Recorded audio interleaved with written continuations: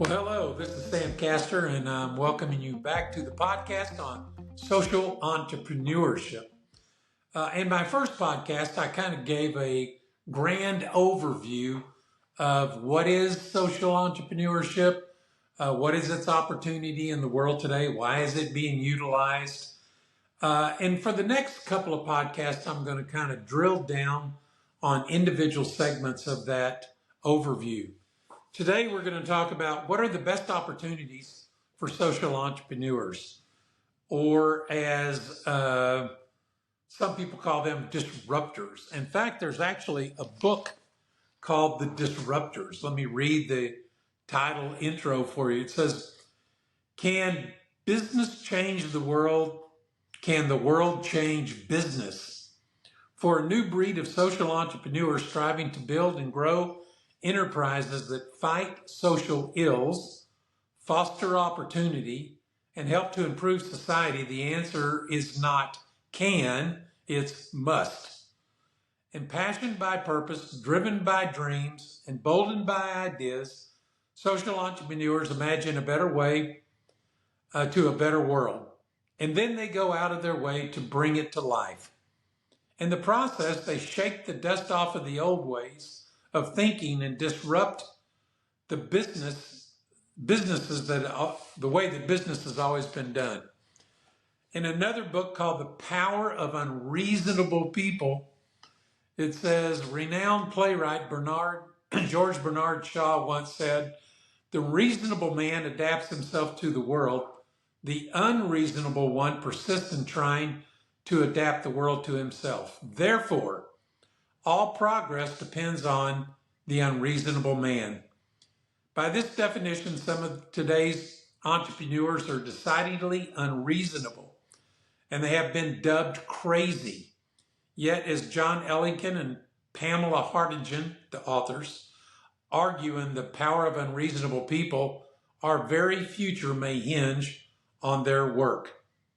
Starting in, partnering with, and learning from these world-shaping change agents, and you position yourself to not only survive, but to also thrive in the new business landscape that they're helping to define. So that's kind of an overview of the way that publicists are seeing the potential of social entrepreneurship. I will tell you that social entrepreneurship so far, the proven track record, has fallen into two categories of activity.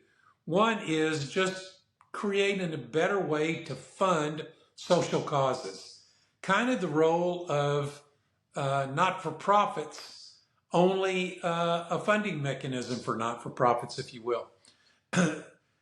This is an interesting book. It's called The End of Charity. And it was written by a renowned author out of Australia. And in the book, he says, which is very pertinent to the way social entrepreneurship is being used, he said, "I advocate the end of charity because it's not driving change. Charity and welfare promote the status quo."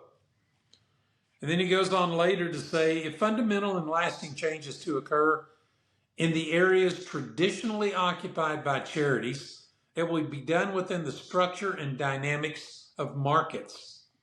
Charity will always be marginal activity. It will have to badger, beg, or borrow in order to survive in the future years. Charities may argue that for-profit model is not appropriate when they're trying to achieve something as vital and altruistic as the eradication of AIDS. But I believe packaging the solution to global problems as a product or a service and then offering it to consumers is the most effective way to affect change." So that's kind of just a viewpoint from economists on what is the potential of social entrepreneurship and sort of what is it stepping into its place, particularly in social change and the not-for-profit environment. You might find this hard to believe, but there's already over 10 million social ventures that have been created in the world today. And the majority of them are being applied specifically to driving social change that is replacing or creating a funding mechanism for not-for-profit activity. So some of the ones that you might be familiar with is like Tom's, the shoe company, that every time you buy a pair of shoes, the pair of shoes is donated to someone needy in the world. Or Bombas socks, the same thing. Every time you buy a pair of socks, it generates enough profit to also buy a pair of socks for someone who couldn't afford them. Soapbox, another social entrepreneur company that sells cleaning products. Every time you buy one, it generates the donation of a bar of soap to address the needs in the world. Warby Parker, they sell eyeglasses, and every time they sell eyeglasses, they fund the same opportunity for someone in the world who would not be able to afford to buy eyeglasses. So this is just kind of a new way of addressing social challenges without having to use the unsustainable model of fundraising. I've run a not-for-profit organization for over 25 years. My first 15 to 18 years, I used fundraising exclusively, and it's frustrating because you have a cause that you think is so pertinent, so valuable, and yet funding through charitable contributions is so unsustainable. You build up a donor base and then it crashes, and you build up a donor base and a glitch in the economy crashes it again. So that's the challenge with trying to address social issues through the charity model. Charities will always be around. They do wonderful work. But social entrepreneurship just opens a doorway to a way of funding that activity in a more effective way by leveraging the economic power of the marketplace for that funding mechanism. The second way that social entrepreneurship is being used, and of course a lot less because the nature of it, is taking on the world's biggest problems. This really is disruptive. You know, you look at the industries out there that are perpetuating challenges in the world, and that is the problem, is that most of the world's biggest problems are created by industry and perpetuated by governments that basically are corrupt in terms of lining up with these industry challenges. Things like industries that pollute, our environment, the planet, industries that have hijacked our healthcare industry around the world and have made it too dysfunctional and too expensive, going forward in the world. It's on an unsustainable track that will bankrupt every economy in the world. Or industries that exploit things like child labor or the poor. How do these guys get away with this? Well, first of all, there's a profit motive in it. And secondly, they have the financial power to buy influence from corrupt politicians that pass laws to protect their monopolies. And so change is never going to come through the inside out. In other words, you're never going to change healthcare from the inside of healthcare. You're never going to change pollution from inside of companies that are polluting. You're never going to change the exploitation of the poor for labor, cheap labor, from within that industry. It's change of that nature comes from without. And that can only be driven by people movements. People that are just sick and tired of being sick and tired, and don't want to put up with the status quo anymore, are using social business platforms to initiate that level of change. That's a difficult thing to do, because when you go up against the power of big industry and government, you're always going to be challenged. Now, this is not a new concept. I think in the very first podcast I did, I read this from this book, Social Entrepreneurship, What Everyone Needs to Know. And it says that reforms of this level frequently require systems to change, which has always been extraordinarily difficult. 600 years ago, in The Prince, Niccolo Machiavelli said this: "There's nothing more difficult to take in hand, more perilous to conduct, or more uncertain in its success than to take on the lead in the introduction of a new order of things. Because the innovator has for his enemies all those that profit under the old conditions, who have the laws on their side. The system changer must therefore overcome apathy, habit, incomprehension, and disbelief while facing heated resistance from those with vested interest. Social entrepreneurs have to figure out a way to make it happen. So that's kind of the plight of a social entrepreneur. It's not easy. It's not a cakewalk. It's difficult because you're up against the most powerful industries in the world that perpetuate the biggest challenges of the world. But according to Harvard Business Review, there's no bigger opportunity in the 21st century than that. Let me kind of give you an example of a social entrepreneur that took on a major challenge. And both his success story as well as the challenges that he faced along the way. I got to meet this gentleman at the first International Symposium on Social Entrepreneurship that was held in León, Mexico, hosted by former President of Mexico, Vicente Fox, and co-hosted by this man, Muhammad Yunus. Muhammad Yunus was a college professor in the poorest country of the world, Bangladesh. And he came to realize that with over 50% unemployment, going to college didn't necessarily ensure that you were going to get any type of job that could provide a good livelihood. And he saw the challenge of poverty in his country, and he decided, maybe the answer is not a government program that kind of just sort of manages the problem, but maybe you could bring dignity back into the poorest of the poor by providing them a financial opportunity. So he created a concept called microfinance. He started over 50 social enterprises in the country of Bangladesh and funded those enterprises initially himself. He invested $25 in a business in a box concept, if you will, for individuals. They would pay him back out of their proceeds and then have a sustainable business.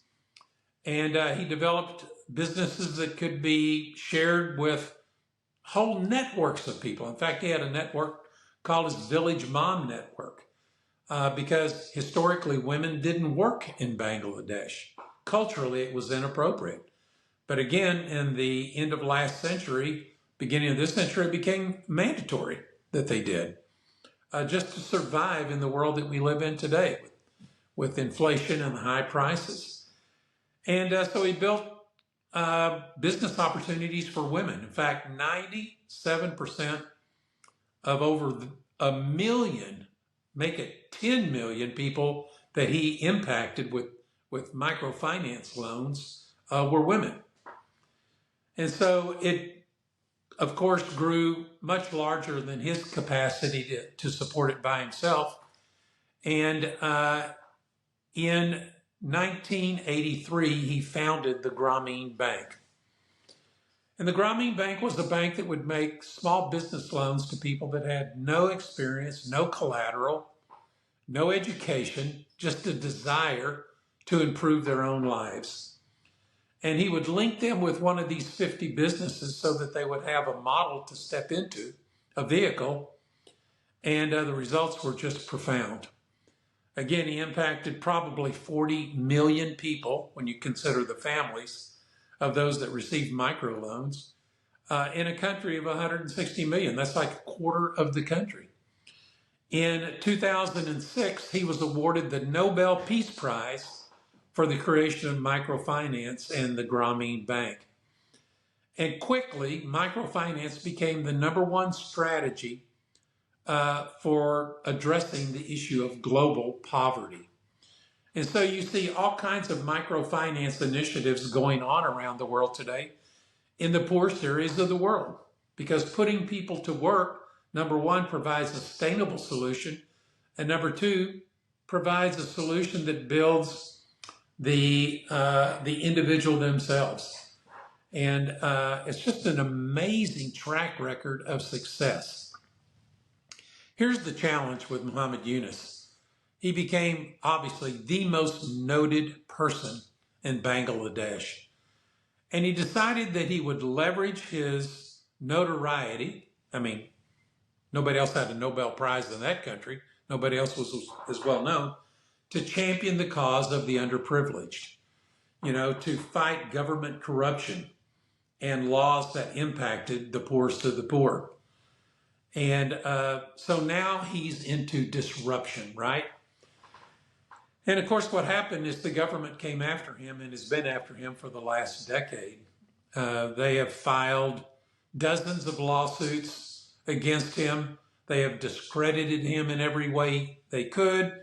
They forced him into retirement from the Grameen Bank. And just January 1st of this year, they actually got a conviction for violating, quote, labor laws. And this has been an ongoing saga for somebody that just wanted to champion the cause of the poor, but you're challenging status quo. Again, those that profit and get power from status quo don't want to be challenged, and they fight back in the most aggressive ways. For Muhammad Yunus, a letter was written by 160 top influencers around the world, including 100 former Nobel Prize laureates, demanding that the government of Bangladesh cease the activity of trying to harass Muhammad Yunus. In meeting Muhammad Yunus, it was quite an experience. He is such a humble person, and his vision for the world is so incredible.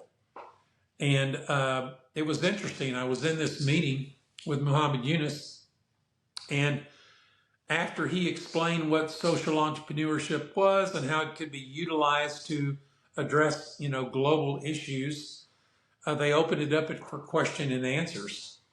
And one person that obviously was not aware of his plight with the government said, "Gosh, you impacted so many people in Bangladesh. Tens of millions of people. Did the government help you in any way?" In other words, is that something that we should look to if we want to implement change in our own countries? And I just was thinking, oh gosh, what kind of answer is he going to give? But he was just very, very effective and appropriate. He said, what you need to understand is that most governments believe that their role is to control their people. And so if you are starting a social business that is empowering people to take charge of their own lives, you're in opposition with that. And so don't look to the government for support. And so that is the plight of a social entrepreneur that is challenging the status quo and creating innovative new solutions to the world's biggest problems. In closing this podcast, I will tell you this, that there is huge opportunity for social entrepreneurship in the world. Again, over 10 million just in the last decade, social businesses have been created. And some of them are very small, and some of them have grown to be very large in size, like the Grameen Bank, like Tom's, the shoe company, or Warby Parker. And there's dozens of them that have generated just incredible amounts of donation capital to take on, problems within their regions of the world. But again, according to Harvard Business Review, the big opportunity in the 21st century for social entrepreneurship is taking on the biggest problems of the world. And social entrepreneurship is the only model that will facilitate that, again, because it will not come from within the industries that are perpetuating the problem. So, if you want your life to account for more than a paycheck, if you want to be a part of something that will leave a legacy for yourself and your family, find a social entrepreneur business vehicle to join. As they said in the book, The Disruptors, it's time to invest in, participate with, and support social entrepreneurship. Anyway, I hope this segment has given you some idea on where social entrepreneurs are finding their opportunities in the world and where the biggest opportunities of the 21st century economic opportunities lie through social entrepreneurship. Again, taking on the world's biggest problems. My next podcast, I'll be talking about the buy one, give one model, which is considered best practice within the model of social entrepreneurship. Hey, listen, I'm enjoying this. I hope you guys are too. Got lots of stories to share with you as we go down this road. You guys have a good day, and I'll see you on the next podcast.